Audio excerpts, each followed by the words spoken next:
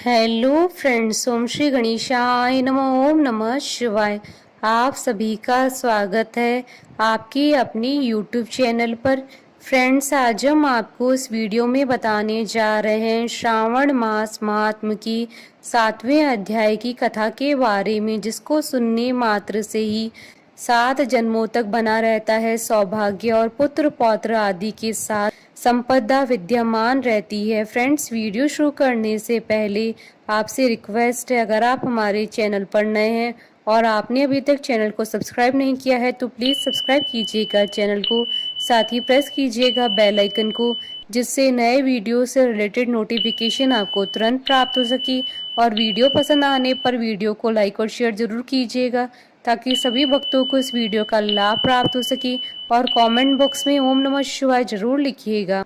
श्रावण मास महात्म सभी प्रकार के विघ्नों का नाश करने वाले तथा सारी सृष्टि का पालन करने वाले श्री गणेश जी तथा ज्ञान की दाता देवी श्री सरस्वती जी तथा सब पुराणों के कर्ता श्री व्यास जी तथा श्री गुरुदेव जी के चरण कमलों में नमस्कार करके भगवान की श्रद्धा और भक्ति रस में डूबे हुए श्रावण मास महात्म की कथा कहती हूँ।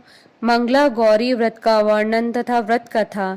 ईश्वर बोले, हे सनत कुमार, अब मैं अत्युत्तम भौम व्रत का वर्णन करूंगा, जिसके अनुष्ठान करने मात्र से वैधव्य नहीं होता है। विवाह होने के पश्चात 5 वर्षों तक यह व्रत करना चाहिए। इसका नाम मंगला गौरी व्रत है। यह पापों का नाश करने वाला है। विवाह के पश्चात प्रथम श्रावण शुक्ल पक्ष में पहले मंगलवार को यह व्रत प्रारंभ करना चाहिए।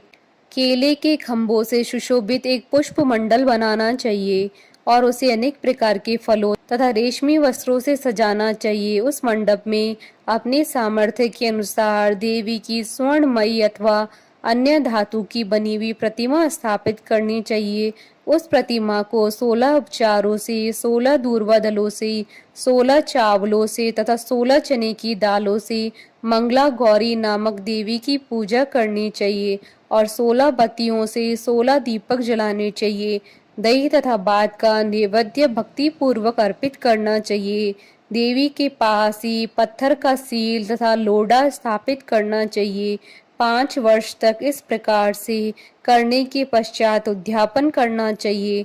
माता को वायन प्रदान करना चाहिए, जिसकी विधि आप सुनिए। अपने सामर्थ्य अनुसार एक पल प्रमाण स्वर्ण की अथवा उसके आधे प्रमाण की अथवा उसके भी आधे प्रमाण की मंगला गौरी की प्रतिमा निर्मित करानी चाहिए। अपनी शक्ति के अनुसार स्वर्ण आदि के बने तंडुल पूरित पात्र पर वस्त्र तथा रमणीय कंचू की ओढ़नी रखकर दोनों के ऊपर देवी की प्रतिमा स्थापित करनी चाहिए। पास में चांदी से निर्मित सिल तथा लोढ़ा रखकर माता को वायन प्रदान करना चाहिए। इसके बाद 16 सुहासिनियों को प्रयत्न पूर्वक भोजन कराना चाहिए। हे विप्र, इस विधि से व्रत करने पर 7 जन्मों तक सौभाग्य बना रहता है और पुत्र पौत्र आदि के साथ संपदा विद्यमान रहती है। सनत कुमार बोले, सर्वप्रथम इस व्रत को किसने किया था और किसको इसका फल प्राप्त हुआ? हे शंभु, जिस तरह से मुझे इसके प्रति निष्ठा हो जाए, कृपा करके वैसे बताइए। ईश्वर बोले, हे सनत कुमार, पूर्व काल में कुरु देश में श्रुत कीर्ति नामक एक विद्वान, कीर्तिशाली, शत्रुओं का नाश करने वाला, 64 कलाओं का ज्ञाता तथा धनुर्विद्या में कुशल राजा हुआ था। पुत्र की अतिरिक्त अन्य सभी शुभ चीजें उस राजा के पास थी, अतः वह राजा संतान के विषय में अत्यंत चिंतित हुआ और जब ध्यान पूर्वक देवी की आराधना करने लगा, तब उसकी कठोर तपस्या से देवी प्रसन्न हो गई और उससे यह वचन बोली, हे सुव्रत, वर मांगो। श्रुत कीर्ति बोला, हे देवी, यदि आप मुझ पर प्रसन्न हैं तो मुझे सुंदर पुत्र दीजिए। हे देवी, आपकी कृपा से अन्य किसी भी वस्तु का अभाव नहीं है। उसका यह वचन सुनकर पवित्र मुस्कान वाली देवी ने कहा, हे राजन, तुमने अत्यंत दुर्लभ वर मांगा है, फिर भी कृपावश मैं तुम्हें अवश्य दूंगी।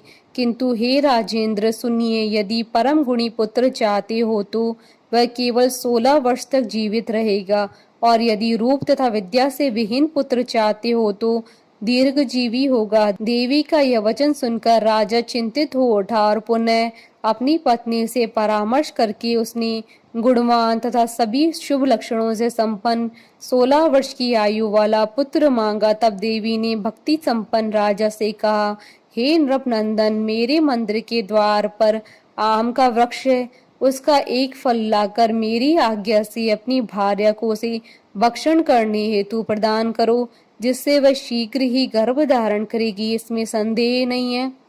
प्रसन्न होकर राजा ने वैसा ही किया और उसकी पत्नी ने गर्भ धारण किया। 10वें महीने में उसने देवतुल्य सुंदर पुत्र को जन्म दिया। तब हर्ष और शोक से युक्त राजा ने बालक का जात कर्म आदि संस्कार किया और शिव का स्मरण करते हुए उसका नाम चिरायु रखा। इसके बाद पुत्र के 16 वर्ष होने पर पत्नी सहित राजा चिंता में पड़ गए और वे विचार करने लगे कि यह पुत्र बड़े कष्ट से प्राप्त हुआ है और मैं इसकी दुखद मृत्यु अपने ही सामने कैसे देख सकूंगा। ऐसा विचार करके राजा ने पुत्र को उसके मामा के साथ काशी में भेज दिया। प्रस्थान के समय राजा की पत्नी ने अपने भाई से कहा कि कार्पटिक का वेश धारण करके आप मेरे पुत्र को काशी ले जाइए। मैंने भगवान मृत्युंजय से पूर्व में पुत्र के लिए प्रार्थना की थी और कहा था कि हे विश्वेश, आप जगतपति की यात्रा के लिए मैं उस पुत्र को अवश्य भेजूंगी, अतः आप मेरे पुत्र को आज ही ले जाइए और सावधानी पूर्वक इसकी रक्षा कीजिएगा। अपनी बहन की यह बात सुनकर भांजे के साथ वह चल पड़ा। कई दिनों तक चलते चलते वह आनंद नामक नगर में पहुंचा। वहां सभी प्रकार की समृद्धियों से संपन्न वीरसेन नाम वाला राजा रहता था। उस राजा की एक स्वर्ण लक्षण संपन्न युवावस्था प्राप्त मनोहर तथा रूप लावण्यमयी मंगला गौरी नामक कन्या थी। सभी उपमानों को तुच्छ करके सौंदर्य अभिवृद्धि को प्राप्त वह कन्या किसी समय सखियों के साथ नगर के उपवन में क्रीड़ा करने के लिए गई हुई थी। उसी समय वह चिरायु तथा उसका मामा वे दोनों भी वहां पहुंच गए और उन कन्याओं को देखने की लालसा से वहीं विश्राम करने लगे।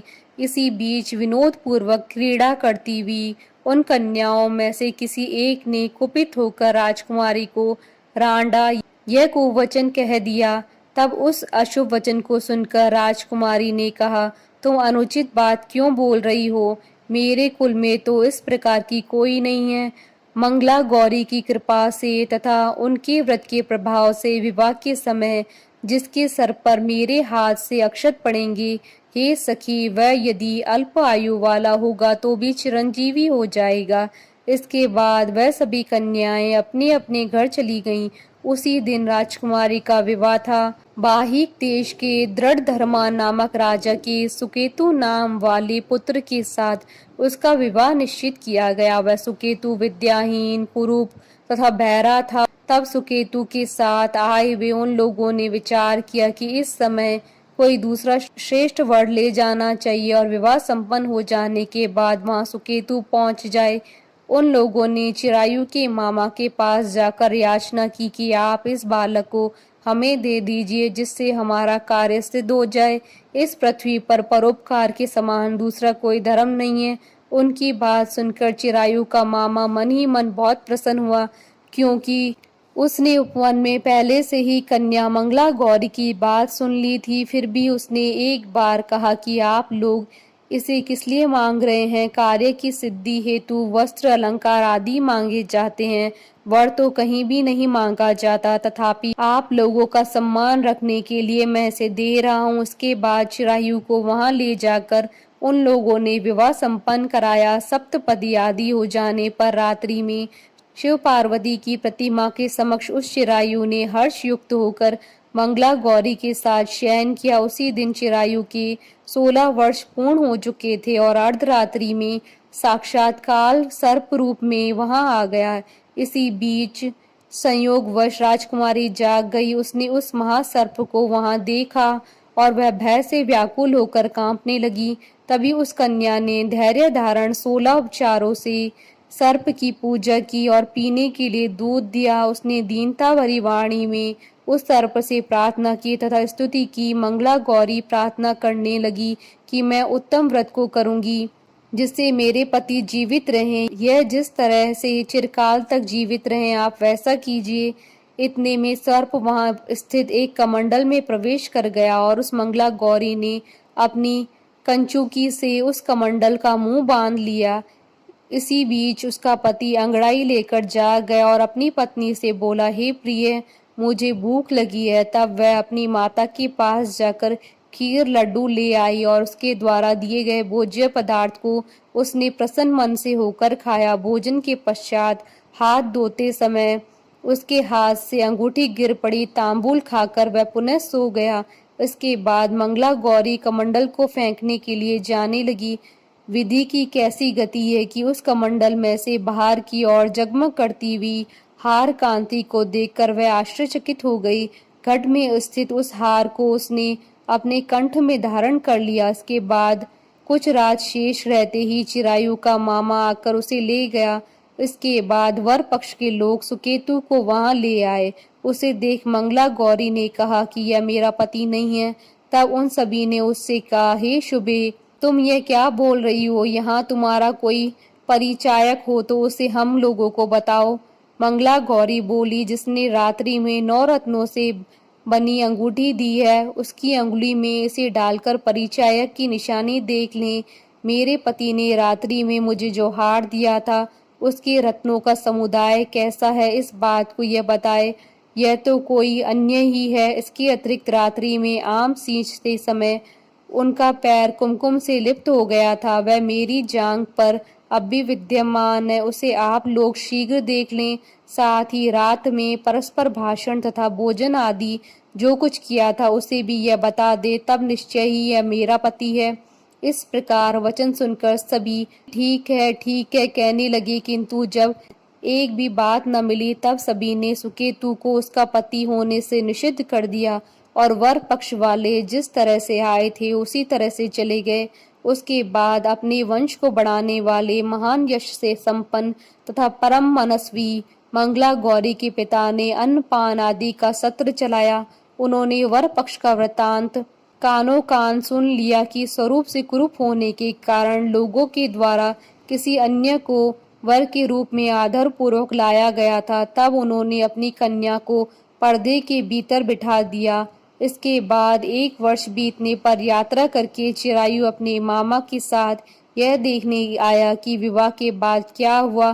तब उसे गवाक्ष के भीतर से देखकर वह मंगला गौरी अत्यंत प्रसन्न हुई और माता पिता से बोली, मेरे पति आ गए। राजा ने अपने सुहृद जनों को बुलाकर पूर्व में कहे गए सभी परिचायकों को निशानी को देखकर मंद मुस्कान वाली अपनी कन्या चिरायु को सौंप दी।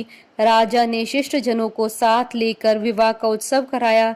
इसके बाद राजा वीरसेन ने वस्त्र आभूषण आदि सेना, घोड़े, रथ और अन्य भी बहुत सी सामग्रियां देकर उन्हें विदा किया। उसके बाद कुल को आनंदित करने वाला वह चिरायु अपनी पत्नी तथा मामा को साथ लेकर सेना के साथ अपने नगर पहुंचा। लोगों के मुख से उसे आया हुआ सुनकर उसके माता पिता को विश्वास नहीं हुआ। उन्होंने सोचा कि प्रारब्ध अन्यथा कैसे हो सकता है। इतने में वह अपने माता पिता के पास आ गया और स्नेह से परिपूर्ण वह चिरायु भक्ति पूर्वक उनके चरणों में गिर पड़ा। तब अपने पुत्र का मस्तक सूंघकर उन दोनों ने परम आनंद प्राप्त किया। पुत्र वधू मंगला गौरी ने भी सास ससुर को प्रणाम किया। तब सास ने उसे अपनी गोद में बिठाकर सारा वृतांत शीघ्रता पूर्वक पूछने लगी। हे महामुने, तब पुत्र वधू ने भी मंगला गौरी के उत्तम व्रत महात्म तथा जो भी कुछ घटित हुआ था वह सब वृतांत बताया। हे सनत कुमार, मैंने आपसे इस मंगला गौरी व्रत का वर्णन कर दिया।